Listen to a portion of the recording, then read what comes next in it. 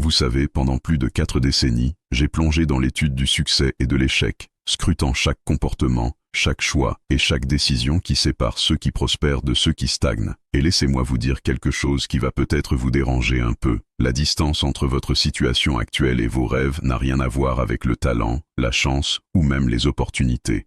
Non. La clé, le véritable facteur déterminant, c'est la discipline. Simple et brutale. La discipline, rien d'autre. Ce n'est pas un concept abstrait, ce n'est pas un mot à la mode que l'on entend dans des conférences. C'est l'art de prendre des décisions quotidiennes conscientes. Des décisions qui peuvent sembler insignifiantes sur le moment, mais qui, accumulées, transforment votre vie de façon radicale. Et voici la vérité que beaucoup préfèrent ignorer. Vous savez déjà, au plus profond de vous-même, ce que vous devez faire. Vous connaissez les actions, les habitudes, les engagements qui vous rapprocheraient de vos objectifs. La vraie question est simple, allez-vous réellement les mettre en pratique? Laissez-moi vous raconter l'histoire de 2 hommes que j'ai rencontrés à mes débuts. Tous 2 avaient 25 ans, la même profession, le même salaire, les mêmes perspectives d'avenir. Et pourtant, leur trajectoire allait diverger radicalement. Le premier choisit de consacrer 30 minutes chaque jour à la lecture, à nourrir son esprit, à s'élever intellectuellement. L'autre, à ce même âge, choisit la facilité. Il s'affalait devant la télévision, jour après jour, laissant filer le temps sans rien construire. Le premier décida d'économiser 10% de ses revenus, investissant dans son futur. Le second dépensait tout, vivant au jour le jour, ajoutant parfois à ses dépenses des dettes qu'il considérait comme normales. Le premier prenait l'habitude d'arriver 15 minutes plus tôt au travail, conscient que chaque minute comptait. L'autre se contentait de se présenter à l'heure, parfois en retard, négligeant la puissance des petites actions répétées. Et ce qui est de fascinant, c'est que, au début, aucune différence n'était perceptible. Après une semaine, ils semblaient identiques. Après un mois, rien ne laissait présager que leur futur divergerait autant. Après un an, un léger écart pouvait se deviner, mais rien de spectaculaire.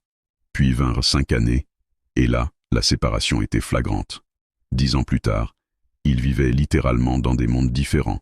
L'un dirigeait sa propre entreprise, possédait des économies substantielles, voyageait avec sa famille et jouissait du respect et de l'admiration de son entourage. L'autre se lamentait encore sur son travail, restait fauché à la fin de chaque mois et se demandait pourquoi la vie semblait si injuste. Alors, qu'est-ce qui a causé cette divergence? La discipline.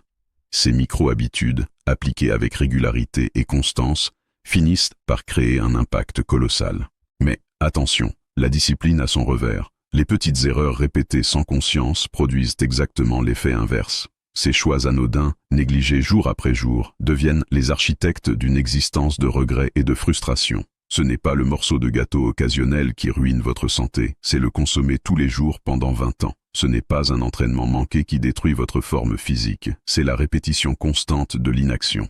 Ce n'est pas une cigarette qui vous tue, c'est la régularité d'un paquet par jour pendant 3 décennies. Ce qui est dangereux, c'est que ces erreurs semblent insignifiantes au quotidien. Elles passent inaperçues. Un jour, vous lisez plutôt que de regarder la télévision, ou inversement. Un jour, vous choisissez le cheeseburger au lieu de la salade. Le compte en banque ne s'effondre pas du jour au lendemain. La balance ne bouge pas après une seule indulgence. Et pourtant, ces petites décisions, accumulées sans conscience, façonnent votre avenir bien plus que vous ne l'imaginez. La leçon essentielle que j'ai apprise est la suivante. Le poids de la discipline est léger, presque imperceptible, mais le poids du regret est écrasant. Il vous écrase sous le fardeau de tout ce que vous n'avez pas fait, de tout ce que vous auriez pu accomplir. Et vous devez faire un choix conscient. Lequel êtes-vous prêt à porter? La discipline n'est pas synonyme de punition ou de privation. Ce n'est pas une souffrance à endurer, un combat quotidien contre la vie. Non, la vraie discipline, c'est le pouvoir de choisir, à chaque instant, entre ce que vous voulez maintenant et ce que vous désirez profondément. C'est comprendre que chaque décision vous rapproche ou vous éloigne de l'être que vous voulez devenir. Il n'y a pas de neutralité. Vous avancez ou vous reculez. Pensez-y simplement. Chaque jour, vous pouvez prendre une pomme ou ne pas en prendre. Ce geste est facile, simple, presque naturel. Mais ce n'est pas seulement un choix alimentaire, c'est un symbole. Il illustre parfaitement que tout ce qui est simple à faire est aussi simple à ne pas faire. Lire 10 pages d'un livre est facile, ne pas les lire l'est tout autant. Aller marcher est facile, ne pas y aller aussi. Épargner 100 € est facile, les dépenser également. Et la discipline se trouve exactement dans ces micro-décisions répétées, le choix conscient de faire ce qui est juste pour votre futur, même lorsque cela demande un effort minimal mais constant. La négligence, elle, commence insidieusement. Vous sautez un jour, puis un autre, vous vous dites « je commencerai demain ». Et ce cycle se répète jusqu'à ce que des mois et des années s'écoulent. Un jour, vous ouvrez les yeux et vous réalisez à quel point vous avez dévié du chemin. La vérité, c'est que vous savez très bien comment vous en êtes arrivé là. Un choix non discipliné à la fois, un jour après l'autre. J'ai moi-même connu cette réalité à 25 ans, fauché, luttant pour joindre les deux bouts, lorsque mon mentor m'a posé cette question simple. « Jim, combien d'argent as-tu épargné ces 6 dernières années ?» Je répondis « Rien. J'ai tout dépensé. » Il me regarda droit dans les yeux. « Qui t'a convaincu de ce plan ?»« Personne, » répondis-je. C'est moi qui m'étais vendu l'idée que je ne pouvais pas économiser. C'est moi qui avais accepté l'idée que je devais tout dépenser, que je commencerais plus tard. Toutes des excuses, tous des mensonges, et surtout, un manque total de discipline. Alors, il m'a donné une règle simple qui a changé ma vie. « Jim, si tu veux être riche, tu dois apprendre à vivre avec moins que ce que tu gagnes et investir la différence. » Simple à comprendre, mais pas facile à appliquer. Et c'est là que réside le cœur de la discipline, combler le fossé entre savoir ce qu'il faut faire et réellement le faire. Chaque acte discipliné construit votre futur, chaque acte négligé le détruit, et c'est dans ce contraste que se dessine votre vie. La discipline ne se limite pas aux actions visibles, aux chiffres ou aux routines. Elle se manifeste surtout dans ce qu'elle fait de vous. Lorsque vous vous levez tôt, vous ne gagnez pas seulement du temps, vous construisez votre respect de soi, vous montrez à votre esprit et à votre corps que vous tenez vos engagements. Quand vous décidez d'épargner, vous ne créez pas uniquement de l'argent, vous façonnez votre caractère, vous affirmez votre capacité à contrôler votre vie et non vos circonstances. Chaque fois que vous vous imposez un effort, que ce soit un entraînement physique ou une lecture quotidienne, vous forgez une preuve tangible que vous pouvez accomplir ce qui est difficile. Ces actions, répétées sans relâche, deviennent le socle de votre identité. Je suis quelqu'un qui tient ses promesses, qui agit même quand c'est inconfortable, qui avance quand tout autour semble vouloir me retenir. Et à force de répéter ces gestes, vous commencez à vous percevoir autrement. Votre confiance en vous grandit, votre estime de soi se solidifie, et vous devenez progressivement la personne capable de surmonter les obstacles que vous pensiez insurmontables. Mais attention, attendre la motivation avant d'agir est l'une des plus grandes illusions. La motivation est capricieuse, elle fluctue selon votre humeur, selon votre environnement.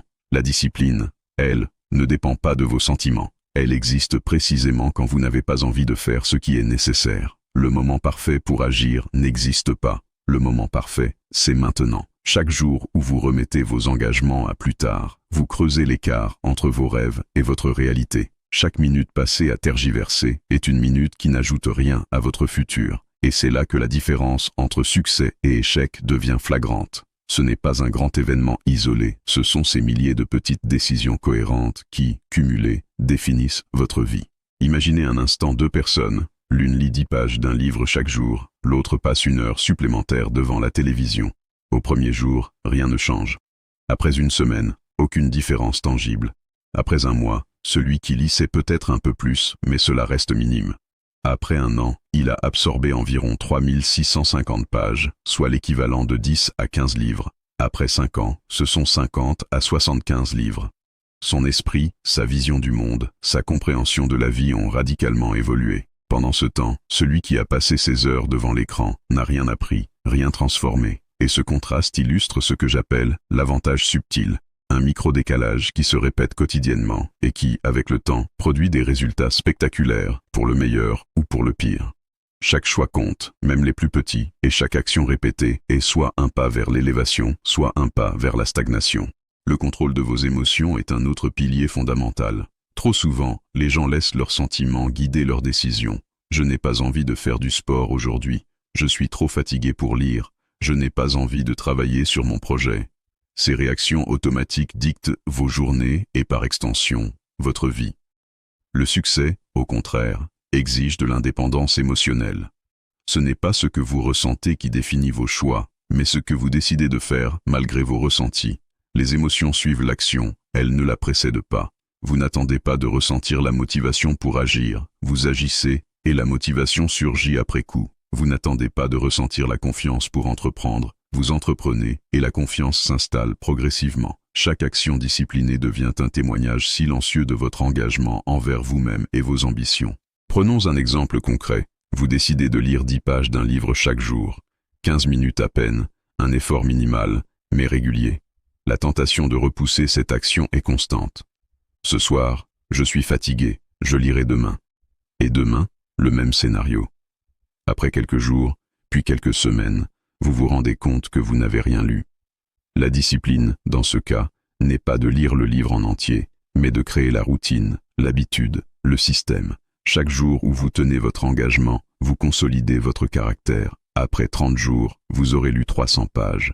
Après un an, 12 livres. Et ces 12 livres auront changé votre perception, enrichi votre esprit et élargi votre vision du monde. La même règle s'applique à vos finances. Si vous gagnez 3 000 € par mois et décidez de vivre avec 90% de cette somme en économisant le reste, vous créez un fonds pour votre futur. Un mois, 300 €. Un an, 3 600 €. 5 ans, 18 000 € plus les intérêts. 10 ans, plus de 40 000 €. Tout cela grâce à la discipline quotidienne, à un petit pourcentage de vos revenus systématiquement mis de côté. La discipline s'étend aussi au temps. Le temps est la seule ressource qui ne revient jamais. L'argent, on peut en gagner davantage. Les opportunités, elles se présentent encore. Le temps, une fois écoulé, est perdu à jamais. Et pourtant, combien de personnes le gaspillent chaque jour, perdant des heures dans des activités inutiles, se disant « je n'ai pas le temps de lire, je n'ai pas le temps de faire du sport », alors qu'elles passent des heures sur les réseaux sociaux ou devant la télévision. La maîtrise du temps exige la même rigueur que la gestion de l'argent. Chaque heure doit être protégée, investie, utilisée pour construire votre futur, plutôt que de satisfaire des désirs immédiats. Savoir prioriser, dire non aux distractions et transformer les minutes en actions significatives est ce qui sépare ceux qui avancent de ceux qui stagnent. Les relations, elles aussi, demandent de la discipline. La plupart des gens pensent que si une relation nécessite du travail, c'est qu'elle est mauvaise ou l'est forcée. Erreur. Toute relation authentique, qu'il s'agisse d'un mariage, d'une relation avec vos enfants ou d'une amitié, demande un engagement quotidien, des efforts constants et une discipline dans l'attention que vous y portez. Écoutez quand on préférerait parler, encourager plutôt que critiquer, être présent même quand la fatigue vous tente de rester seul. Voilà ce qu'implique la vraie discipline relationnelle. Votre attention, votre temps et votre énergie sont des investissements. Plus vous y consacrez de manière disciplinée, plus ces liens s'épanouissent et se renforcent. Enfin, la discipline physique et mentale est le socle de tout succès. Votre corps est le véhicule qui vous transporte dans la vie.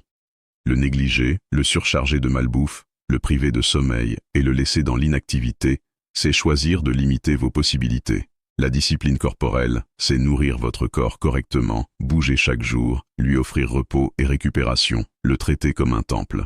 La discipline mentale, c'est protéger votre esprit des influences toxiques, sélectionner les lectures, les discussions et les informations qui nourrissent votre réflexion, qui stimulent de votre créativité et renforcent votre capacité à penser de manière constructive. Ce que vous cultivez dans votre esprit se reflète dans vos choix, vos comportements et votre avenir.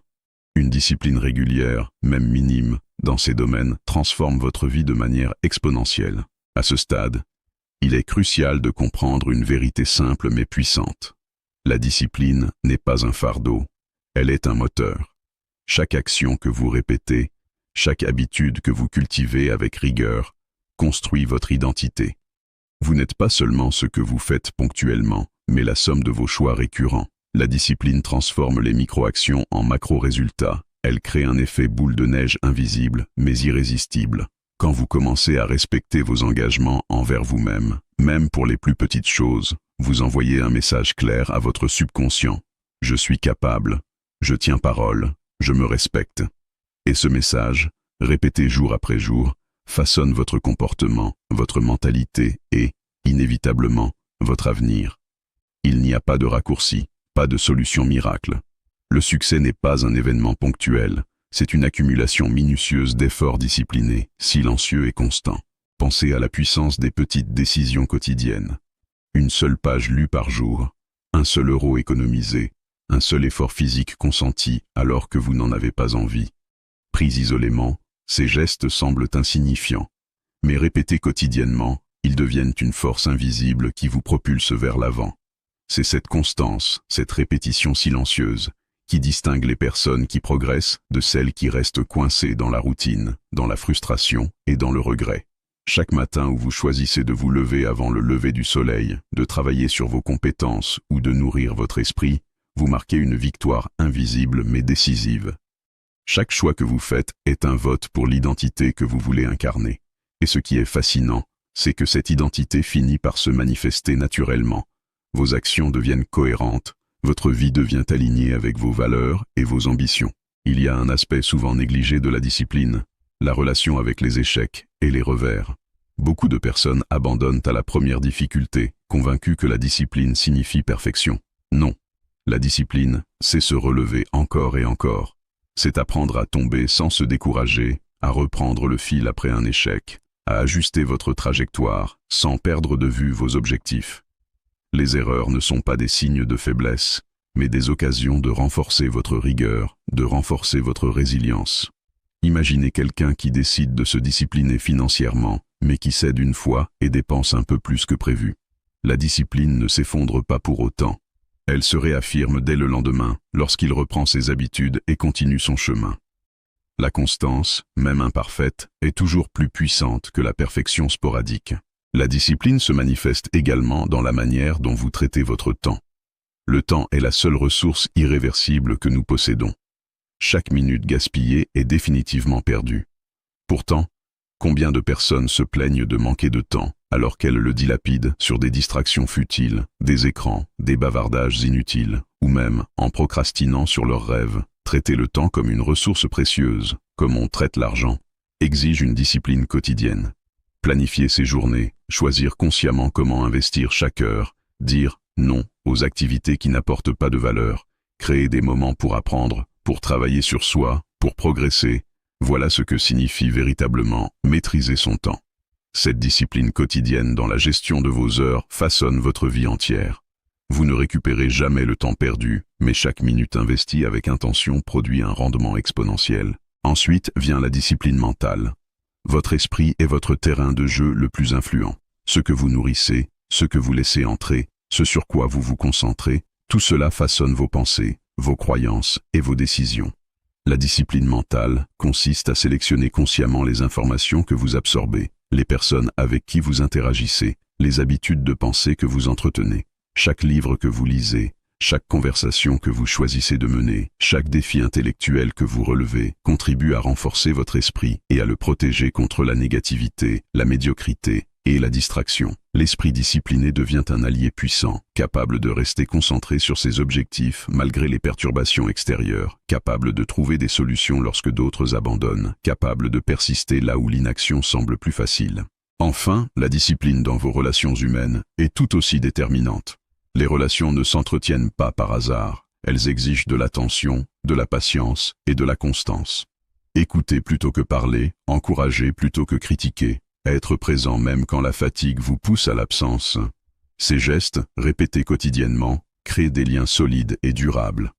Les relations disciplinées nourrissent votre vie, vous apportent soutien, inspiration et opportunités. Ignorer cette dimension, c'est laisser vos interactions humaines au hasard, souvent avec des conséquences regrettables. La discipline relationnelle, tout comme la discipline financière, physique ou mentale, exige de la régularité et de la conscience. Elle transforme l'ordinaire en extraordinaire, le quotidien en fondation solide pour un avenir riche en signification et en connexions authentiques.